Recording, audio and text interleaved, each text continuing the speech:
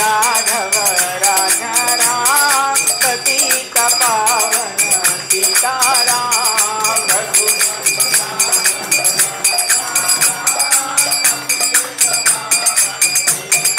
बोलो बोलो बोलो बोलो सीताराम सीताराम सीताराम जय सीताराम सीताराम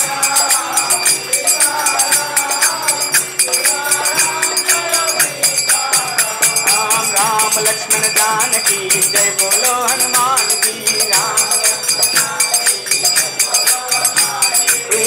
लक्ष्मण जानकी जय बोलो हनुमान की राम लक्ष्मण जानकी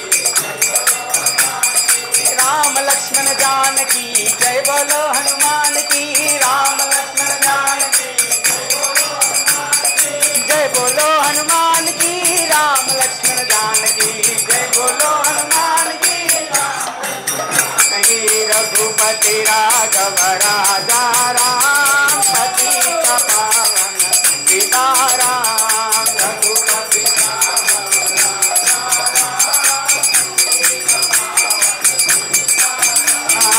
हरे कृष्णा कृष्णा कृष्णा हरे हरे हरे राम राम राम हरे हरे हरे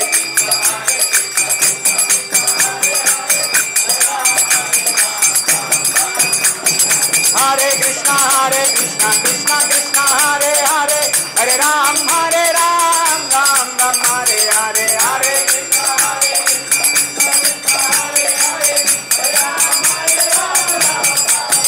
जय गौरनिताय गौरनिताय गौरनिताय जय गौरानिताय गौरनिताय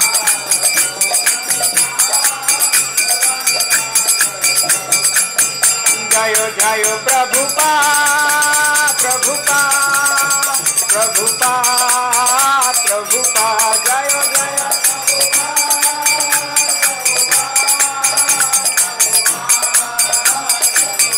निताय गौरा हरि बोल हरि बोल हरि बोल हरि बोल निताय गौरा हरि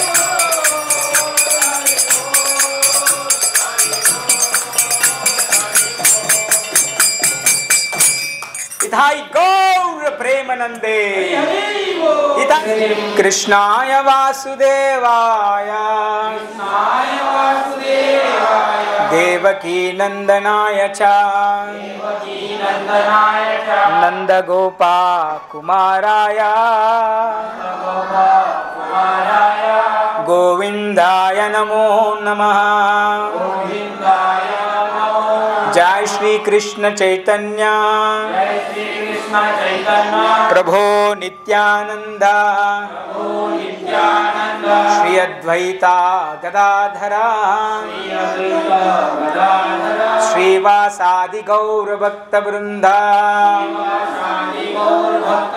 हरे कृष्णा कृष्ण कृष्ण हरे हरे हरे राम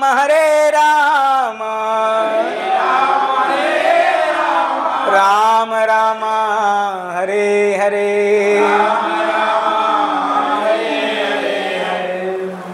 हुक्म करोति वाचारं पंगुं लंघायते गिरिं यत्कृपातमहं वन्दे श्रीगुरुं दीनतारिणम्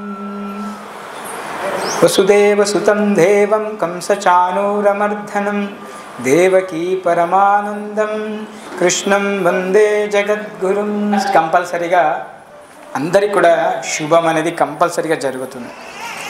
ఇది మన సంకల్పం కాదు, అది నరసింహస్వామి సంకల్పం.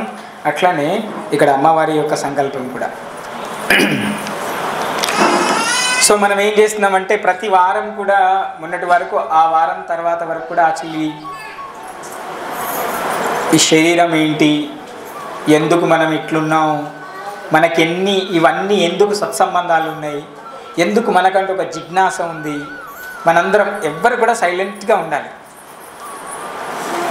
ఎందుకు మనకి జిజ్ఞాసలు ఉన్నాయి, ఎందుకు మనం అందరం ఈ బంధాల్లో ఉన్నాము, ఎందుకు మనకు మాత్రమే నాది మనది, సమాజంలో నాకంటూ ఒకటి ఉండాలి, నేను ఒక రకమైనటువంటి స్థాయికి వెళ్ళాలి, ఏదో ఒక మోహం మాయలో ఎందుకు బంధింపబడుతున్నాం, అసలు ఎందుకు మనం మాత్రమే మనిషిగా జన్మ తీసుకున్నాం, మిగతా భూమి మీద మనం కాకుంటే ఇంకేమైనా ఉన్నాయా.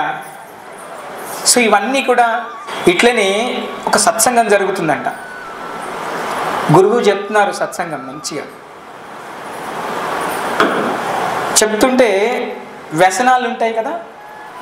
ఒకరోజు వ్యసనాల గురించి చెప్పుకుందాం. వ్యసనాలు ఏంటివి, ఎన్ని రకాల వ్యసనాలు ఉంటాయి, అసలు వ్యసనం అంటే ఏంటి, ఏంటి వ్యసనం అంటే దురలవాటు అని మనకు తెలుసు అంతే. వ్యసనం అంటే సంస్కృతంలో వ్యసనం ఇతి దుఃఖ, దుఃఖాన్ని వ్యసనం అంటారు. ఏదైతే దుఃఖాన్ని కలిగిస్తుందో దాన్ని వ్యసనం అంటారు. మనం అనుకుంటున్నాం వ్యసనం అంటే చెడు అలవాటు. ఎస్, ఎక్కడికి దానివల్ల దుఃఖం వస్తుంది, వ్యసనం వల్ల దుఃఖం వస్తుంది. ఏదైనా సరే ఆచార్యులు ఏం చెప్తారంటే ఏదైనా అలవాటుగా మాత్రమే ఉండాలి. భౌతిక ప్రపంచంలో ప్రతీది కూడా అలవాటుగానే ఉండాలి, వ్యసనంలా మారకూడదు. ఏదైనా తీసుకోండి మీరు, ఎనీథింగ్. పిల్లలు, తల్లి పిల్లల పట్ల, తండ్రి పిల్లల పట్ల, సత్సంబంధాలు, బంధాలు, బాంధవ్యాలు, పదవులు, ఉద్యోగము, వ్యాపారము, ఇంకేమైనా సరే అన్నీ కూడా అలవాటుగా ఉండాలి, అటాచ్గా ఉండకూడదు. దాన్ని డిటాచ్ అంటారు. అలవాటుగా ఉండాలి. దేని మీద అయినా కనుక మీరు వ్యసనం పెంచుకున్నారనుకోండి, పెంచుకుంటాం మనం, ఎందుకంటే మన మోహం, మన వ్యామోహం. బాగా పిల్లల్ని మనకు నచ్చినట్టుగానే పెంచాలనే ఒక వ్యామోహం, మనకి నచ్చినట్టుగానే సమాజంలో ఉండాలనేది ఒక వ్యామోహం, మనకి నచ్చిన బట్టలు వేసుకోవాలనే ఒక వ్యామోహం. ఇవన్నీ వ్యసనాలు అన్నమాట. ఈ వ్యసనాల వల్ల ఎప్పుడైతే అది తీరదో అప్పుడు దుఃఖం వస్తుంది. ఎట్లా? భగవంతుడు ఏమని చెప్తున్నారు? ధ్యాయతో విషయాన్ పుంసః సంగస్తేషుపజాయతే సంగాత్ సంజాయతే కామః కామక్రోధో విజాయతే క్రోధాత్ భవతి సమ్మోహః సమ్మోహాత్ స్మృతి విభ్రమః స్మృతి భ్రంశాత్ బుద్ధినాశో బుద్ధినాశాయ ప్రణశ్యతి. ఎప్పుడైతే మనం ఒక విషయాన్ని వ్యసనంగా మార్చుకుంటామో, ఏదైనా సరే, పదవి కావచ్చు, ధనం కావచ్చు, వ్యాపారం పట్ల కావచ్చు, పిల్లల పట్ల కావచ్చు, భర్త భార్య పట్ల కావచ్చు, భార్య భర్త పట్ల కావచ్చు, ఒక టీచర్ స్టూడెంట్స్ పట్ల కావచ్చు, ఒక వస్త్రాల పట్ల కావచ్చు, శరీరం పట్ల కావచ్చు, వస్తువు పట్ల కావచ్చు, ఈ భౌతికమైనటువంటి విషయాలపైన దేని మీద అయినా సరే మీరు అధికంగా వ్యామోహం, అధికంగా ఇష్టాన్ని పెంచుకుంటే, ప్రేమను పెంచుకుంటే అది వ్యసనం కిందికి వస్తుంది. అది చివరికి మనకి దుఃఖమే మిగులుస్తుంది. మీరు ఏదైనా తీసుకోండి. మళ్ళీ ఈ భౌతికంలో మీరు ఏదైతే అంతగా వ్యసనంగా దాన్ని వాడుతున్నారో అది మిమ్మల్ని ఏమాత్రం అంటకుండా మీ నుంచి దూరం గెలిపి, మీకు ఏమాత్రం కూడా దగ్గరికి రాదు. మిమ్మల్ని కష్టాల్లో ఉన్నప్పుడు, మీకు బాధలు ఉన్నప్పుడు, మీరు మానసికంగా దుఃఖపడుతున్నప్పుడు అది మిమ్మల్ని ఏమాత్రం రక్షించదు. మిమ్మల్ని రక్షించేది మీకు తెలియకుండా ఒక ప్రొటెక్షన్ ఉంది. అది ఆధ్యాత్మిక చింతన, అది భగవంతుడి నామస్మరణ, అది భగవంతుడి యొక్క సత్సంగము. ఈ విషయ వాంఛలన్నీ మన మీద ప్రయోగం కాకుండా ఉండాలి అంటే, వేరే వాళ్ళు మన మీద నెగిటివ్ ఎనర్జీ ప్రయోగించకుండా ఉండాలి అంటే, మనం వేరే వాళ్ళ యొక్క నర దృష్టి అంటారు కదా, ఆ దృష్టిలో పడకుండా ఉండాలి అంటే, ఒకవేళ పడ్డా కూడా మన మీద ఎలాంటి ప్రయోగం కాకుండా ఉండాలి అంటే, నిరంతరం మన హృదయంలో భగవంతుడి నామం ఉండాలి, మన కళ్ళల్లో భగవంతుడి యొక్క రూపం ఉండాలి, మన చెవులలో భగవంతుడి యొక్క నామం మోగుతూ ఉండాలి. ఈ శరీరం వారం రోజుల క్రితం నేను భగవంతుడి సేవలో పువ్వులు తూడడానికి పెట్టాను, ఫ్లోర్ తుడవడానికి పెట్టాను, భగవంతుడి ప్రసాదం గిన్నెలు కడగడానికి శరీరం పెట్టాను అనుకోవాలి. మీరు వారంలో కొన్ని గంటలన్నా భగవంతుడి సేవలో వినియోగించాలి. అలా కాకుండా మనం ఏం చేస్తున్నామంటే 24 గంటలు 365 రోజులు కేవలం ఈ శరీరం కోసం మాత్రమే పనిచేస్తున్నాం, ఈ శరీరాన్ని పోషించడానికి మాత్రమే పనిచేస్తున్నాం. కానీ ఈ శరీరాన్ని ఎవరైతే బతికిస్తున్నారో, ఈ శరీరంలో ఏది లేకపోతే ఒక్క క్షణం, ఒక్క సెకండ్ పాటు కూడా మనం బ్రతకలేమో దాన్ని మర్చిపోయినాం. ఏమది? మీరు శ్వాస తీసుకోకపోతే బతుకుతారా? బతకలేరు. ఆ శ్వాస ఎవరు పంపిస్తున్నారు? మీ ముక్కుకి, మీ యొక్క ఊపిరితిత్తులకి ఎవరు చెప్పారు నిరంతరం శ్వాస తీసుకోమని? మీరు స్టార్ట్ చేసుకున్నారా? మీరు స్టార్ట్ చేశారా? మీ హృదయాన్ని కొట్టుకోవడం ఎవరు స్టార్ట్ చేశారు? ఎవరైనా స్టార్ట్ చేశారా? మీరు స్టార్ట్ చేశారా? మీ తల్లిదండ్రులు స్టార్ట్ చేశారా? నో. అనంతమైన శక్తి ఉంది, అది భగవంతుడి శక్తి నడిపిస్తుంది. మీరు అపరాధం చేయరాదు. ఇక్కడికి ఎందుకు రావాలి అంటే మీరు ఏది చేయొచ్చో ఏది చేయకూడదో మీరందరూ తెలుసుకోవడానికి వస్తున్నారు.